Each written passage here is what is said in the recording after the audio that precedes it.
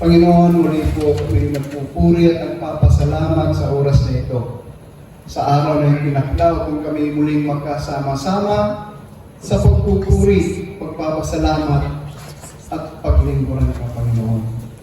Salamat, Lord, sa patuloy na pagkalinga sa bawat isa sa amin. Yes. Salamat sa iyong dakilang pag-ibig na pinadadama sa bawat isa sa amin. Yes.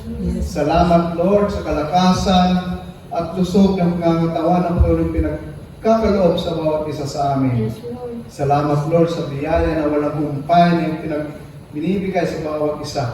Tunay nga na kayo ay Diyos na dakila. Wala kang katulad, Panginoon, at wala ka kami magagawa kung wala ka sa aming buhay, Lord. Yes, Lord. Tulad sa mga oras ito, Panginoon, sa aking sarili, sa iyong lingkod, Panginoon, wala akong magagawa kung ako po'y mag-isa, hindi mo ko sasamahan. Ako po, Lord, ay nananalig na ikay aking kasama. Sapagkat kayo may sabi, dalawa kita nagkaisa sa iyong pangalan na nandun na yung presensya.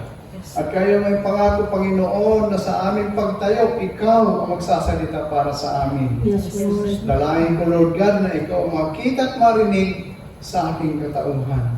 Nasa ganong Panginoon, ang mabuting balita na ihahali kayo ang panglingkod, ugad at tumimo sa mapuso't isipan, at muling madagdagan ang aming kaalaman at karunungan na nagmumula sa iyo. Nasa ganon sa araw-araw namin buhay, Panginoon, patuloy kami makasunod sa iyong kalooban. At sa oras namin pangangailangan, ang salita mo, Lord God, ang magpapaalala upang kami muling lumakas. Amen. Lord, ang maghapon ito, inaampin po namin ang katagumpayan, sapagkat alam po namin na sa mga oras na ito, ikaw po ay aming kasama. Amen. Lord God, muli po, isang papurit parangal, pasalamat, ang muli namin inaalay sa iyo. To God be the highest glory. In Jesus' mighty name we pray. Amen. Amen. Alam Ama, Anak, at Espiritu Santo. Amen. Purihin ang Diyos. Hallelujah.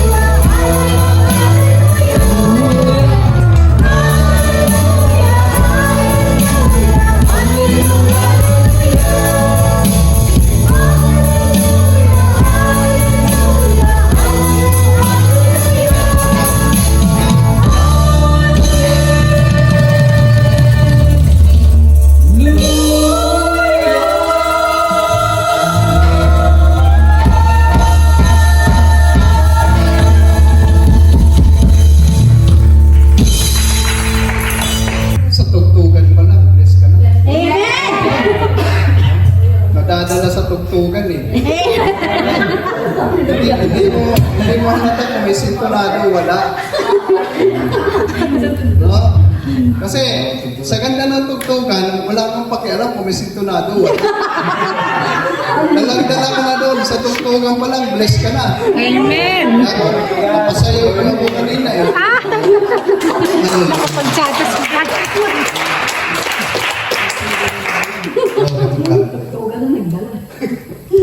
Sasiburi. Sasiguri. Anyway, isang magpapagpalang hapon sa inyong mga kapatid. Tayo po muna ay magbasa ng mabuting balita na ipapahayag na nais ng Diyos na iparating sa bawat isa. Amen. Ating pong babasahin ay mula sa aklat ni San Pablo sa mga taga-Filipos. Sulat ni San Pablo sa mga taga-Filipos, chapter 3, verse 12 to 14. Ang sinasabi dito, hindi sa nakamtan ko na ang mga bagay na ito, hindi rin sa ako'y ganap na, ngunit sinisikap ko may sa katuparan ng layunin Kristo Jesus nang tawagin niya ako. Mga kapatid, hindi ko pinalalagay na natupad ko na ang mga bagay na ito. Ang ginagawa ko ngayon, nililimot ang nakaraan at sinisikap na makamtan ang nasa hinaharap. Nagpapatuloy nga ako tungo sa hangganan upang kamtan ang gantimpala ng pagkatawag sa akin ng Diyos sa magitan ni Kristo Jesus, ang buhay na hantong sa langit. Amen. Ito po ating pagsasalusaluhan na mabuting balita sa oras na ito. Pinupuri ka namin, Panginoon Hesus Kristo. Hallelujah. So mga brothers and sisters, yung ating pinasa ay yun po ito na magkatawag. Nagpapatuloy tungo sa hangganan. Alam mo bakit ito ang topic? Kasi usually, pagkatapos ng mga anniversary, attender, nagiging Chinese. Naglalaylo. Naglalaylo. Amen? Kaya nga sabi ni Brother Peter sa akin, Brother Don, ito yung topic na dalhin mo. No? Kasi sa Tokyo, ganun din eh. Nung last Sunday, kukunti. Kasi natatapos ang anniversary, marami naging Chinese, naglaylo. Dito, isang buwan na nakakalipas, 6 weeks na nakakalipas, no? At sa mga matagumpay na nangyari ngayon, sana maging inspirasyon natin na patuloy na maging masigasig sa gawain. Okay. Kaya ang title natin ngayon ay papagmagkatan natin, Let Us Go On. Hindi po natatapos sa anniversary ang ating pagiging lingkod. Hindi po natatapos sa anniversary ang ating pagdalo. Amen? Pagkatapos ng isang anniversary, yung katapos noon, mag-uumpisa ulit tayo ng panibagong taon. Amen? Kaya nga sabi dito, alam niyo ba yung pagiging lingkod ng Diyos, yung pagiging Kristiyano, ay parang ano yan eh, parang kang kasali sa isang paligsahan. No? Parang kang kasali sa isang paligsahan, sa isang takbuhan, tawagin natin marathon. Na pag po ikaw ay umayaw, talo ka na. Pag po ikaw ay huminto, talo ka na. Ang pagkakaiba lang, sa larong marathon, takbuhan, iisa lang ang nananalo. Pero, sa spiritual na aspeto ng paligsahan, no, lahat po na makarating sa dulo, sa finish line, sila yung panalo. Kaya nga sinasabi dito, magpatuloy tayo tungo sa hangganan. Amen? Dahil nga, ang sabi nga dito, ano ba ang dapat natin gawin? Ano ba ang dapat mangyari? No, upang ang ating buhay Kristiyano, ito yung ating pagiging lingkod ng Diyos, ay maging tuloy-tuloy. Amen? Yung hindi po tayo maglalaylo. Kasi, napakatagumpay ng mga gawain. At super tagumpay yung anniversary dito dahil pinanood ko. No? Ang dami ng bless. Pagdating ng healing, talagang may makikita kang nakaka-bless. Pagdating din sa Tokyo, bagamat nagsisiksikan tayo lahat doon. Mga tao, blessed. Pagka next Sunday, maraming umalis. Kukunti ang dumalo. Kasi nga, ganun kadami yan di ba? Di ba? Pag tayo naghahanda, meron isang handaan, isang fiesta. Pagkatapos ng fiesta, kinabukasan ng ulam yung tuyo. Dahil yung fiesta, bunggang handa. Parang ganun no? Tagumpay ang anniversary, pagdating ng sunod ng gawain, kukunti. Kaya, napagdesisyonan ko itong gawing topic. Magpatuloy tayo, no? Huwag natin tapusin sa anniversary. Huwag tayong maglalaylo, no? Kasi ang pagiging Kristiyano, ang pagiging lingkod ng Diyos, ay para po tayong mga atleta, no? Na sumasali sa isang takbuhan, na kung saan, pag ikaw po ay tumigil, pag ikaw po ay huminto, talo ka. Bawal po dito yung pahinga. Kasi, tuloy-tuloy dapat ng takbo. Pwede kang naman bumagal Basta importante tumatakbo. Amen? Yung po yung layunin ng gawain ito. Ito po yung layunin ng topic na ito. Upang tayo magkaroon ng encouragement na magpatuloy. Kasi, kanina, yung mga sharing nyo, pinakikinggan ko. Lahat yung pinakikinggan ko. Amen? Yung isa nating kapatid, hindi nakadalo ng anniversary dahil nga nagkaroon ng operasyon. Ang importante, nandito siya ngayon. Amen. Tapos, Sister Maggie, no? Bilib ako dito. Buhay na buhay yung kanya sharing. Yung pag tinatawag na intense, alam niyo ba? Pag ikaw ay nag-share, no, talagang blessed na blessed ka, intense, no? Siguro hindi niya naramdaman yun na yung boses niya ay malakas, malaki, no? Nandun yung intensity ng kanyang mga salita. Na yun yung totoong yun yung totoong talagang blessed. Yung isa naman nating kapatid, blessed din siya, kaya lang may nararamdaman pa dahil presko pa, medyo malumanay. Pero pakinggan mo yung kanyang sinabi. Marami pangyayari. Kasi sa buhay ng isang Kristiyano, mga kapatid, sa isang takbuhan tungo sa hangganan, hindi po lahat ng dadaanan natin ay patag. Sa buhay Kristiyano, hindi po lahat patag. Minsan, tawag doon, bako-bako. No? Minsan, pataas, minsan, pababa. Parang roller coaster ang buhay ng isang Kristiyano. Pero sinasabi dito sa binasa natin, kailangan magpatuloy tayo. Magpatuloy tayo hanggang sa marating natin yung hangganan. Kaya ang tanong dito, paano tayo makakapagpatuloy? Paano natin itutuloy ang takbuhan? Isang bagay, unang sinabi dito, ang ginagawa ko ngayon ay sinisikap na may sa katuparan ang layunin ni Kristo nang tawagin niya ako. Amen. May isang bagay pa. Alalahanin natin, isipin natin ang mga mabubuti at magagandang bagay na ginawa sa atin ng Diyos. Yun ang isang paraan kung bakit para tayo patuloy na maglingkod sa Diyos. Isipin natin yung mga magandang bagay na ginawa sa atin ng Diyos. Una-una, yung pagkatawag sa iyo kung bakit ka nandito. Ano ang layunin ng Diyos doon? Kung bakit ka tinawag? Sasabihin mo, nananahimik ka sa inyong apartment. Biglang nanginila na inyong kasama sa bahay. Dinala ka dito sa gawain. Amen? Actually, ginamit lang siya ng Diyos para makarating sa gawain ito. Dahil sa bawat isa sa atin, may layunin ng Panginoon kung bakit tayo tinawag dito sa gawain. Ang una-una niyang layunin, mga kapatid, ay ganito. Ayaw niyang mapariwara yung ating mga buhay. Amen? Yung magandang bagay na ginawa sa iyo ng Diyos, nakarating ka sa Japan. Isang biyaya yun. Amen? Yung isang bagay na isipin natin, isang bagay na maganda, isang bagay na biyaya na ginawa sa atin ng Diyos, nakarating ka ng Japan, nakapagkatrabaho ka dito. Amen? At tinawag ka dito sa kanyang gawain. Bakit? Meron siyang layunin. Ang unang-una niyang layunin, mga kapatid, upang maging matagumpay ka sa iyong buhay dito sa Japan. Amen. Amen? Dahil kung wala tayo sa Diyos, wala tayo sa gawain ng Panginoon, Nasaan ka kayo ngayon? Okay lang, tumambay ka ng bahay, manood ka ng movie, no? Makipagpanding sa mga kaibigan mo, okay lang yun.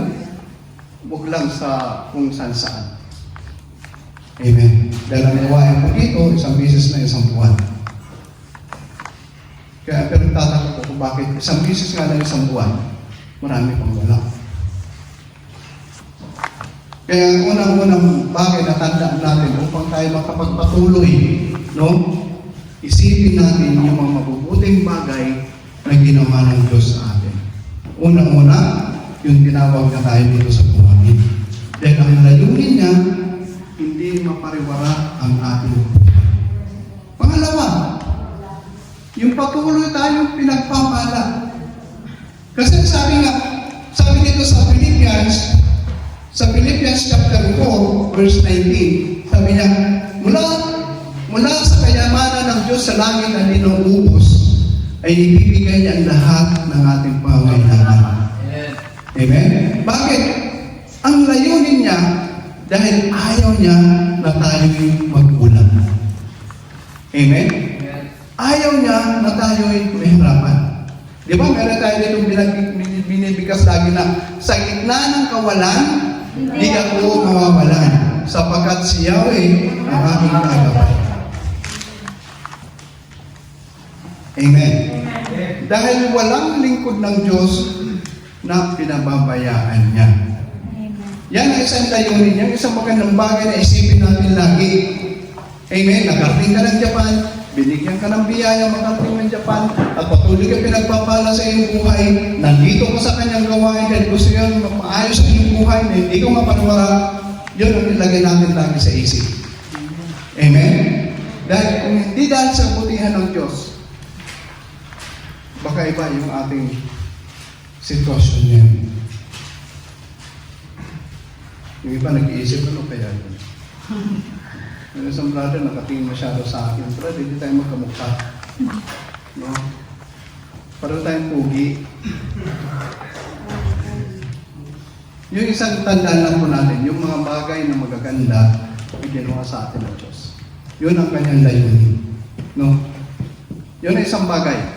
Pangalawa, yung sinasabi dito, sa verse 13, sabi dito, limutin ang nakaraan at sikapin na makamtan ang hinaharap.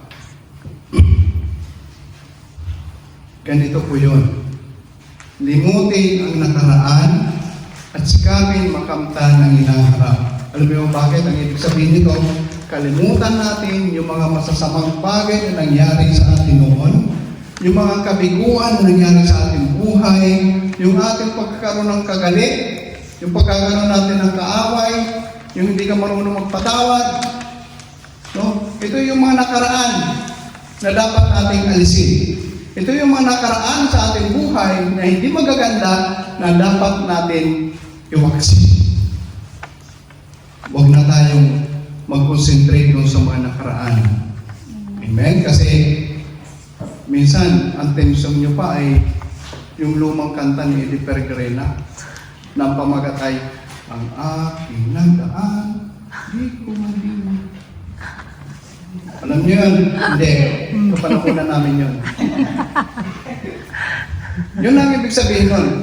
Limutin natin yung mga nakaraan.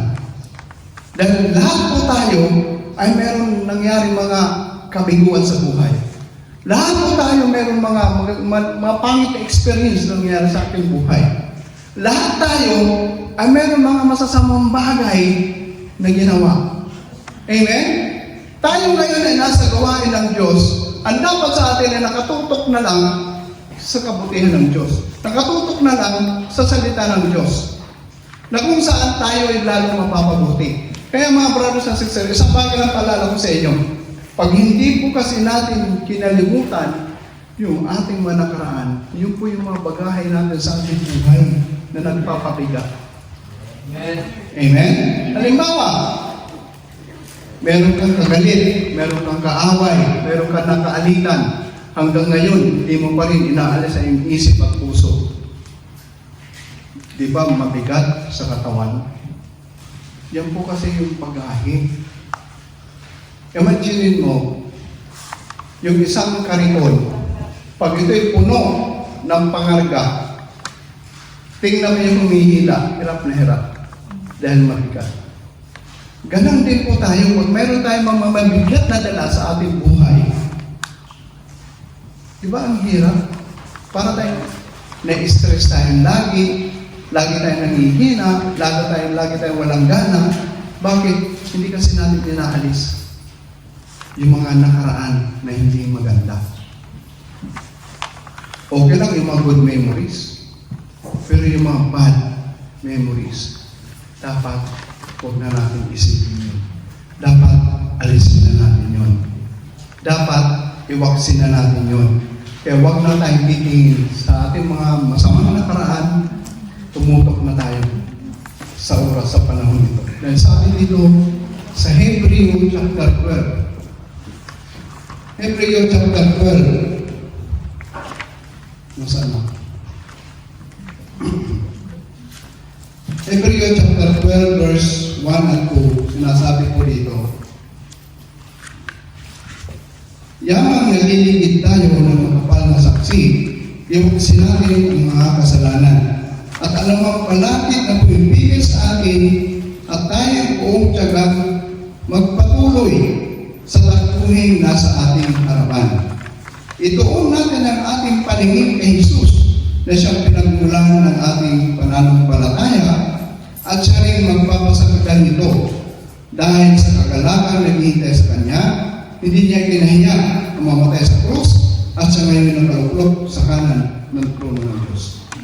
So, yun din po yung ibig sabihin dito. No? Kailangan po natin kalimutan na yung mga nakaraan dahil yung po ay balakid.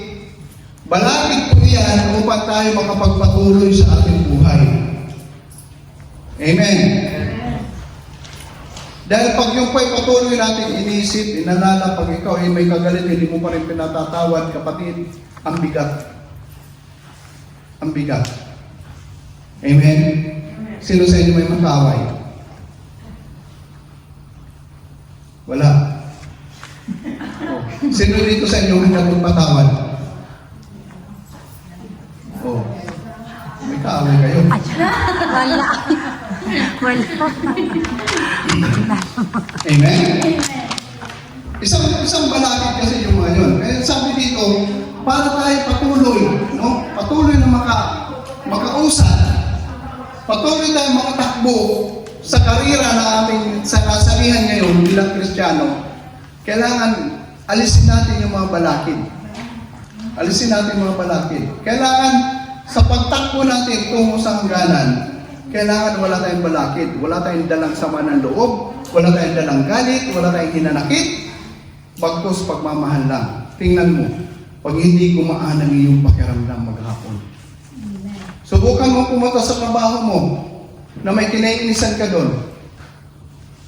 Makita mo pa lang ang mukha niya. Mabigat na, wala ka ng gana. Sasabihin mo kaagad, ba naman yan? Sira na araw ko, nakita ko lang yun. May mga sitwasyon, amen?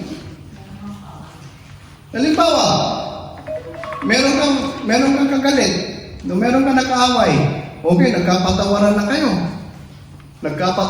kayo. Sabi mo, sige Brad, sige sis, magpatawaran na tayo, pinatatawad din kita, pero ayaw ko na makita ang pagmumukha mo. Ano sa tingin mo, tunay na magpapatawad o hindi? Hindi, di ba? Hello? Hi. Nakikinig kayo? Amen. Sinong hindi?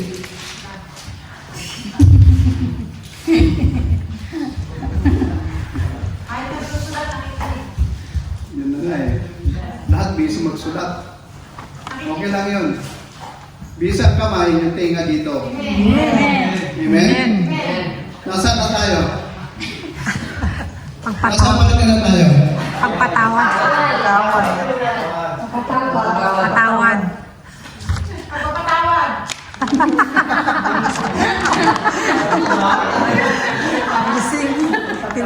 Mali. Tayo nasa parte ng limutin na ang Nakaraan. Amen? Yung mga masamang nakaraan natin, mga kapatid, bilang isang Kristiyano, bilang lingkod ng Diyos, dapat malinis yung puso natin. Malinis yung pagkatao natin. Alam niyo kung bakit? Pag ika'y tao na punong-puno ka ng galit, hinanakit, at puot sa iyong puso, at hindi mo ito kayang alisin, parang isang basura. Alam niyo isang basurahan?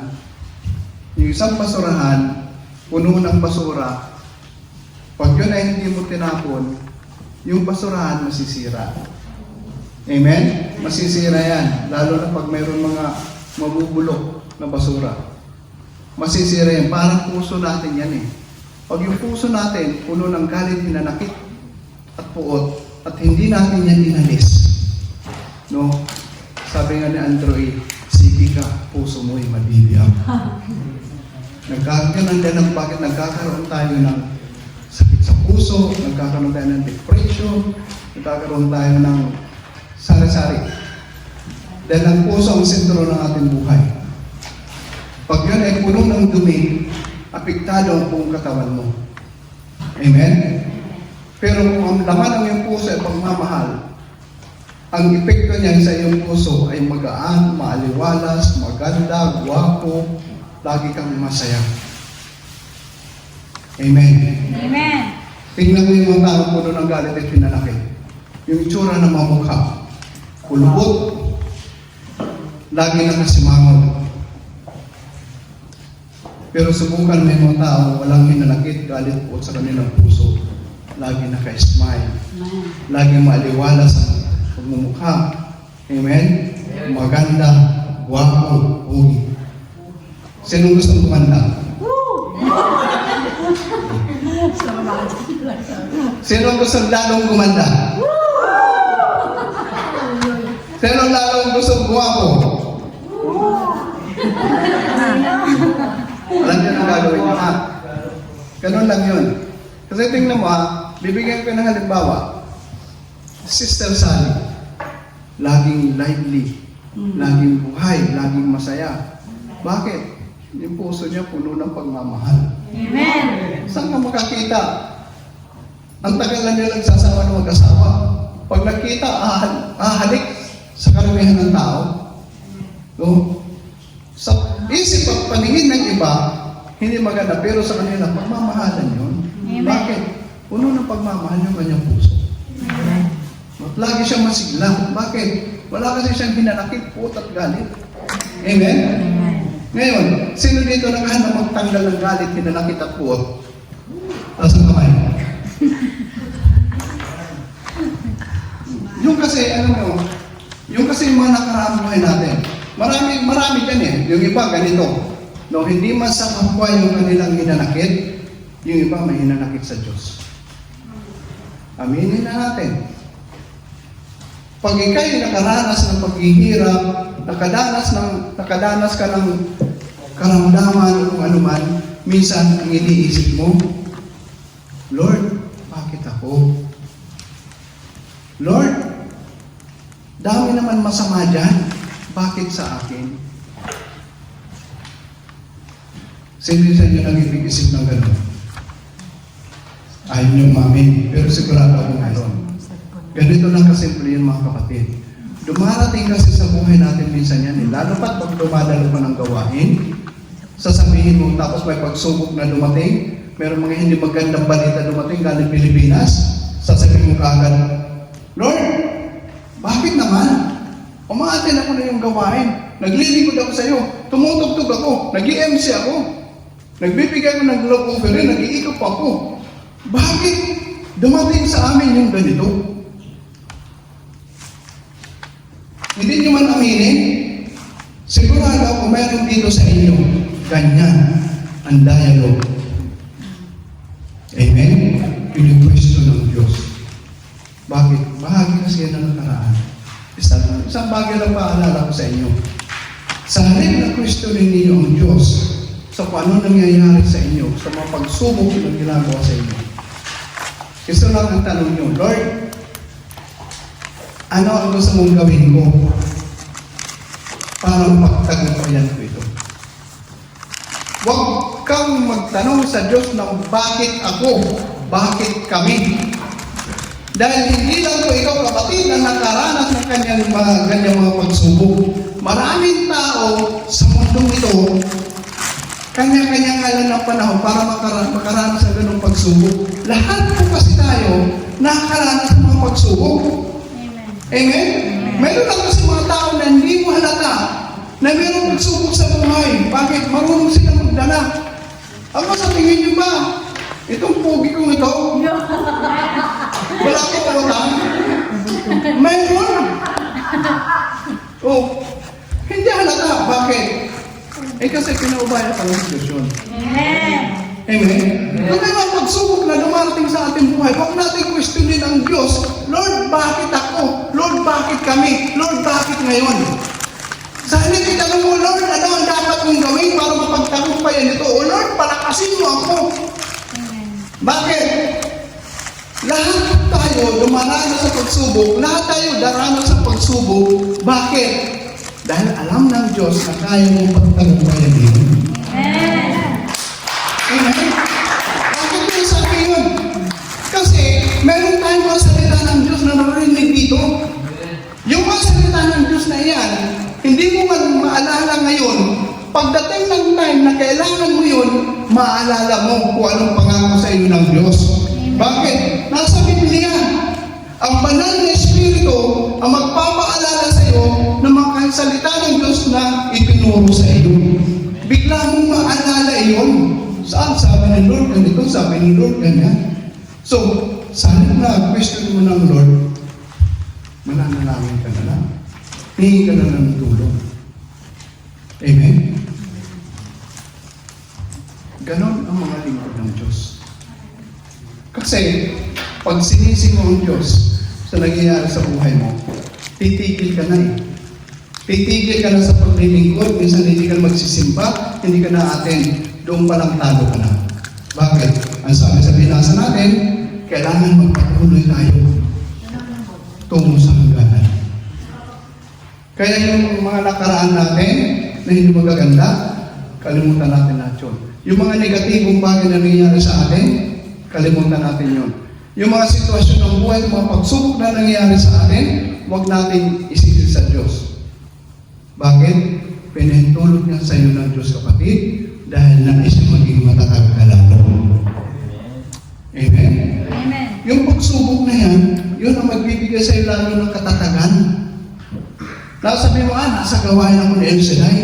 Tinuturo ng mga preacher, ng mga disciple, yung ganito. Isang buhay mo yun. Sigurado mo, kapatid, lalo kang lalakas, lalo kang titipay, lalo kang magpapatuloy ng sumali sa kapuhan ng buhay Kristiyano. Dahil ito na sinabi ko, pag tumigil ka, talo ka. Pag umayaw ka, talo ka. Dito sa buhay Kristiyano, sa kapuhan ng ginagawa dito, talo ang mahina. Kaya huwag po tayong titigil, huwag tayong maayaw sa paglilingkod sa Diyos. Amen. May mga pagsubok na dumarating, pero nakatiyak ako. Pagtatagumpayan mo yun. Bakit? Hindi yan pa hinintulot ng Diyos sa iyo, hindi mo kaya. Amen. Amen? Yun na lang isipin natin, yan ang tandaan natin. May pagsubok na dumarating sa ating buhay, alam ng Diyos yan. Kasi alam ng Panginoon, ang lahat na nangyayari sa ating buhay. Alam niya, kapatid, kung ano sitwasyon ng buhay mo. Alam niya kung ano sitwasyon ng buhay mo sa Pilipinas. Alam niya kung anong hinihingi mo ngayon. Alam niya kung anong problema mo. Lahat alam ng Diyos. Amen? Magsulat ka ng prayer request dyan, hindi ko ano mabasa yan. Alam ng Diyos yan, na humingi ka ng extension ng visa.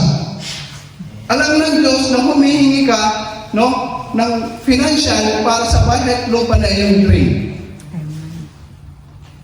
Alam ng Diyos ang lahat ng kahilingan natin. Isang bagay na dapat natin gawin, tuldukan natin ang pananalig at pananampalataya. Amen? Na pag hindi pa dumating, maghintay ka lang. Darating yun. Amen? Darating yun.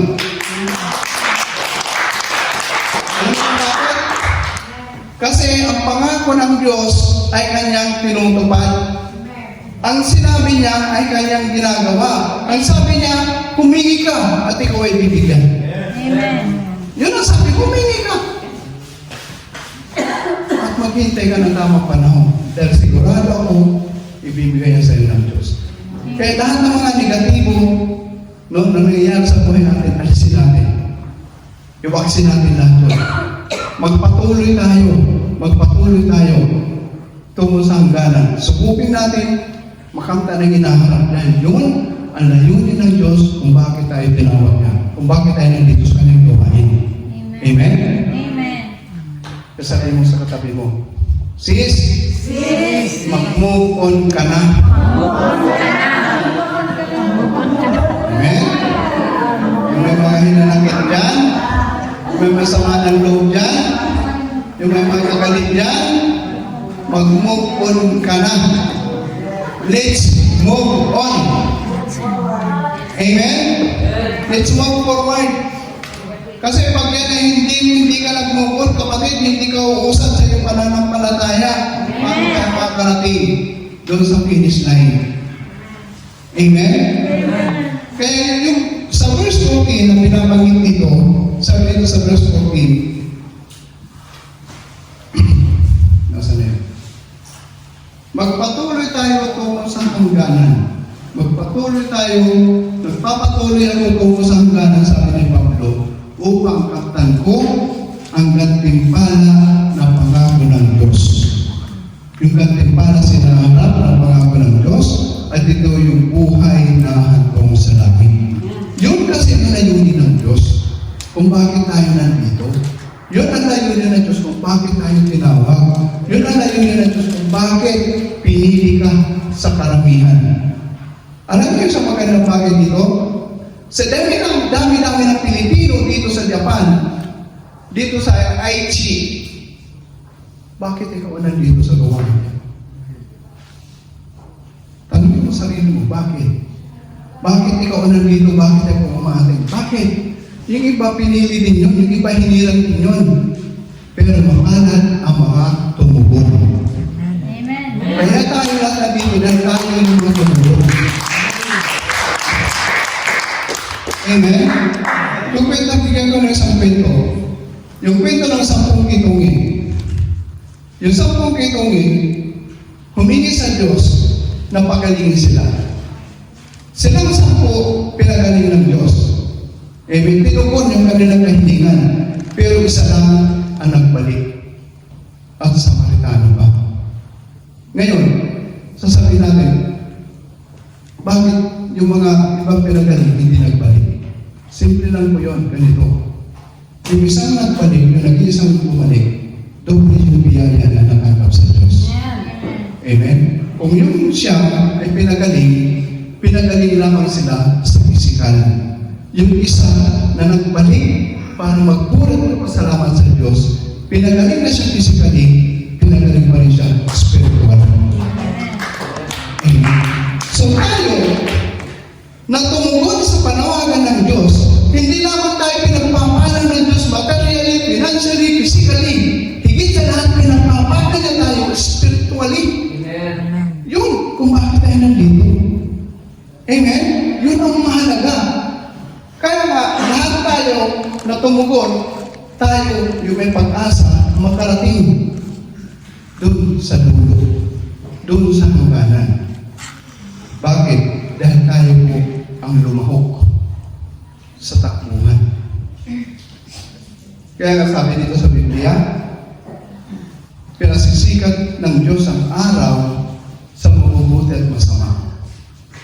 Pinapapatak niya ang ulan sa mga banal at makasalanan. Ang ibig sabihin, lahat po ng nilalang ng Diyos ay kanyang pinagpapala. So hindi lang po tayo pinagpapala, sila rin pinagpapala. Pero hanggang doon lang sila sa material. Tayo, mas lalo tayong pinagpala dahil sa espiritual na bagay, tayo ang mayroon po.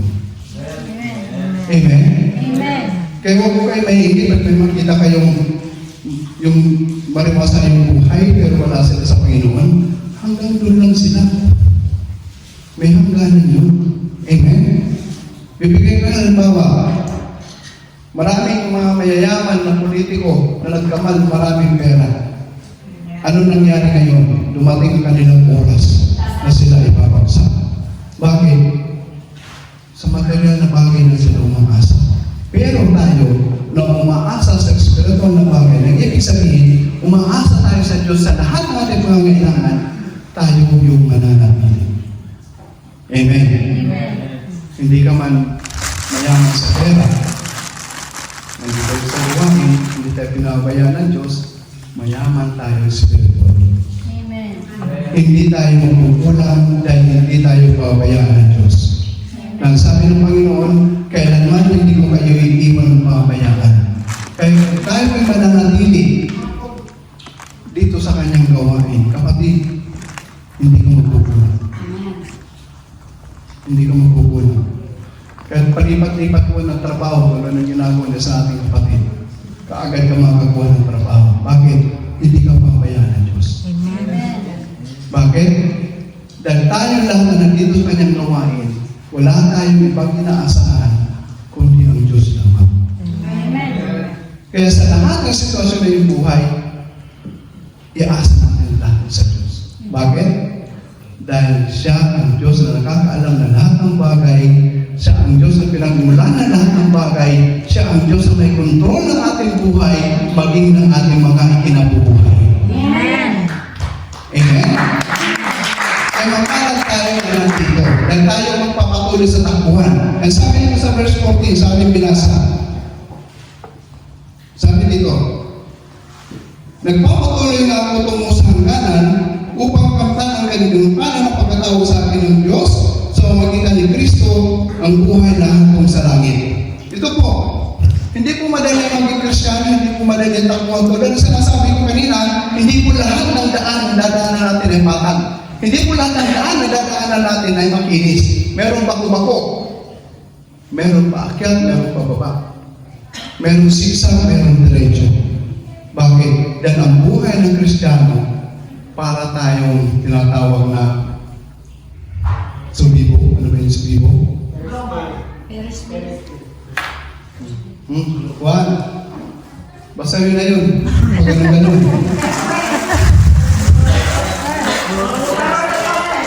Roller coaster. Yung buhay na natin parang roller coaster, no? May diretso, may pataas, may pababa, may paligo. Ganon ang buhay natin. Pero, ganon man ang buhay ng isang Kristiyano, roller coaster, nakakapit na magbibig doon sa pitis. Nang ibig sabihin, nakakapit tayo sa Diyos. Amen? At kailanman, ang Diyos ay mas mahigpit ang kapit sa atin, kaya hindi niya hayaan na tayo'y mapahamak. Amen. Amen? Kaya sa Diyos ko rin sinasabi dito, nagpapatuloy ako sa hangganan upang kamtan no ang layunin ng Diyos sa pagkatawag sa akin ang buhay na hanggang sa langit. Pero hindi po madali maging Kristiyano, hindi po madali maging lingkod. Pero sinasabi po dito sa 1 Corinthians chapter 15 verse 16, sinasabi dito, maging matatag kayo at huwag matitinag. Maging matatag kayo at huwag matitinag. At magpakasipag sa gawain ng Diyos. Amen. At sinasabi rin dito sa Joshua chapter 1 verse 9, sabi dito, tandaan niyo ito lagi, ako ay kasama ninyo saan man kayo pupunta. Akong si Yahweh, amin sabi niya. Nang ibig sabihin, kapatid, sa paligsahan natin sinasabihan, nakasunod ang Diyos, nakaalalay ang Diyos. Yun ang sinasabi ko kanina na pag mayroong pagsubok, doon dumarating sa ating buhay, dahil nakalalay ang Diyos, hindi kanya hayaan tuloy ang mabuhay. Amen? Sinasabi dito, dahil lahat ay daranas ang pagsubok, kailangan ang Diyos ay hindi ka iiwan, hindi ka pabayaan. Na pagdating ng time na ikay manghihina na, ang Diyos magbibigay sa lakas para mapagtagumpayan niyo. Amen? Dahil lagi siya nandun, nakaalalay. Amen? Kaya sa ating patuloy na pagtakbo tungo sa hangganan, ang Diyos ay kasama natin. Kaya wala kang dapat ipag-alala. Amen? Kaya don't worry, kapatid. Amen? Sabi mo sa katabi mo, don't worry. Be happy. Dahil kasama natin ang Diyos. Kasama natin. Amen?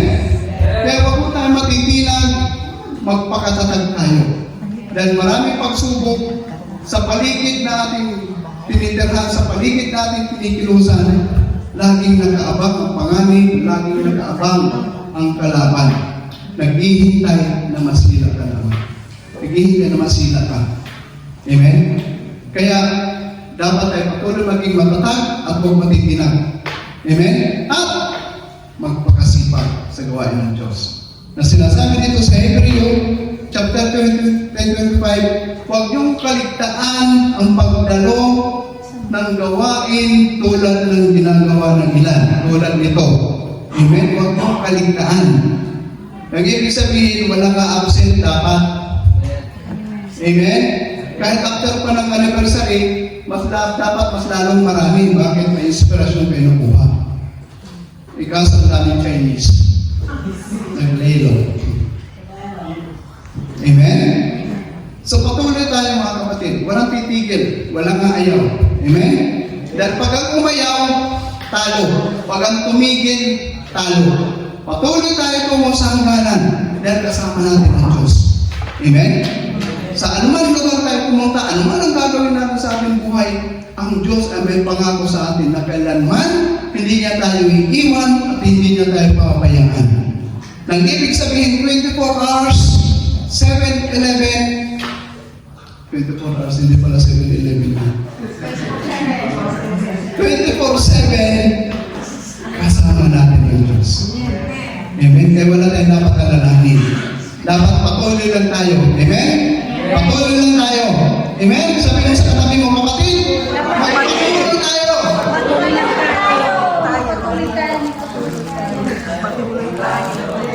Patuloy tayo. Amen? Amen. Okay. Purihin ang Diyos.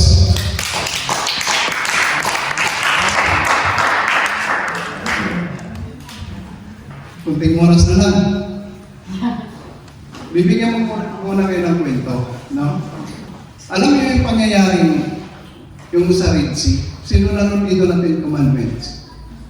Meron isang sitwasyon na kung saan ang mga Israelites, no, sa kwento ng Ten Commandments, sa Biblia ito yung mga Israelites na pinalaya ng Faraon, ng Pharaoh, binigyan sila ng laya sa magitan ng Moses. Amen? Nung sila bigyan ng laya, sila tuwan-tuwa. Talagang marami sila, talagang tuwan-tuwa. Ang nangyari, dahil nagsisi ang Pharaoh, nagsisi ang hari, na pinakawalan niya mga Israelites, pinahabol niya dito sa kanyang mga sundalo. Dahil gustong pabalikin yung kanyang kaharian. Dahil wala nang magsisilbi sa kanila. Nung time na yun, hinahabol sila ng mga sundalo ng Pharaoh. Nakita ng mga tao, ng mga Israelites, na sila hinahabol. Kaya lang, nakita nila nasa harapan nila, dagat. Ang sigaw nila, Moses, dinala mo ba kami rito? Kaya mo ba kami kinuha doon sa hari para kami mamatay na dito? Bakit? Sila po ay nawalan ng pag-asa. Pero si Moses, tahimik lang.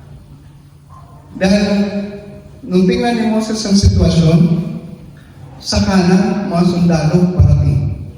Sa kaliwa, mga sundalo parating. Sa likod, mga sundalo parating. So pag sila'y naabutan, talagang lahat sila patay pag hindi sila sumama pabalik. Ang nasa harapan niya, dagat. Ang sabi ni Moses, Panginoon, Yahweh El Shaddai, yung mga taong nagre-reklamo, sila po ba ay gusto ninyong ipapatay na dito? Ang sagot ni Yahweh, Moses, ikaw ang ginawa kong leader sa mga lugar na yan, sa mga taong yan. Huwag kang mag-alala. Hindi ko kayo pabayaan. Ang sabi ni Moses, Panginoon, dagat ang harap namin para tayo ng mga sundalo. Ano po dapat namin gawin? Ang sabi ni El Shaddai, Moses, ano ba yung hawak mo? Baston po.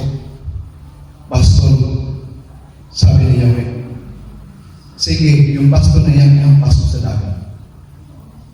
Nang ihampas ni Moses ang kanyang baston sa dagat, unti-unting bumuka ang dagat.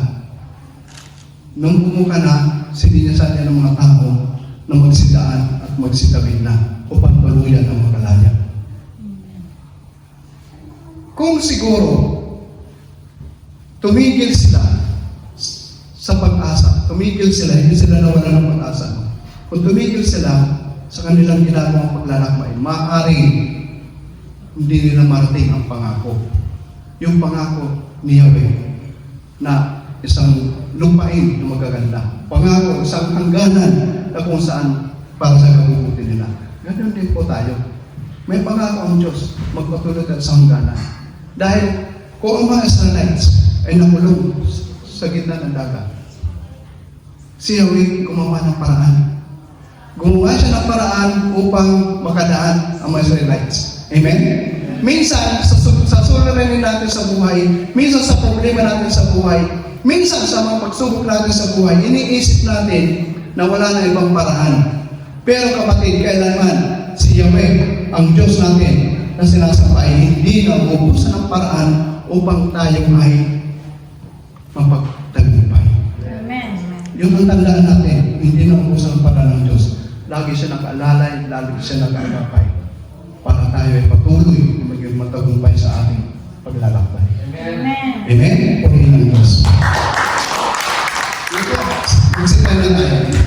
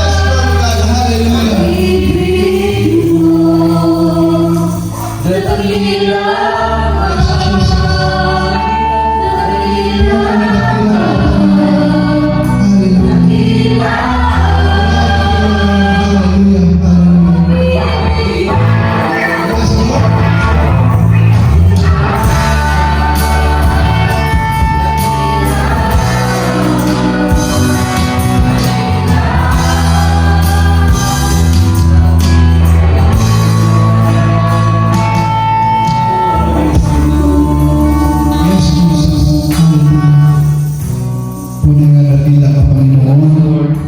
Tunay na wala kami magagawa, Panginoon, kung wala ka sa aming buhay. Salamat, Lord, sa pagtawag mo sa bawat isa sa amin.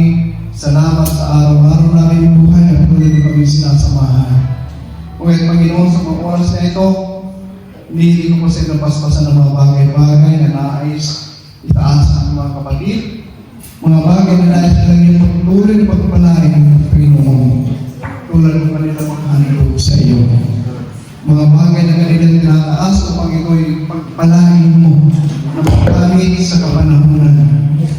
Panginoon, ang lahat ng ito ay tanda ng kanilang pananalig at pagtitiwala sa iyo.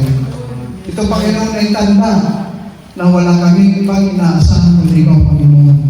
Kung kaya lahat ang bagay na ito, tinataas namin sa iyo, Panginoon, paspasan ang pagpalain. Nang sa ganung Panginoon, ito magpatuloy na kayo ang Diyos sa dakilan, Diyos sa pagmahal, patuloy na nagbibigay sa amin namin pangangailangan. Lord, na lahat ito ay tinataas namin sa iyo. Sa ngalan ng Kristo, kasama ng Espiritu Santo. Amen. Sa ngalan ng Espiritu Santo. Amen. Give thanks to the Lord God.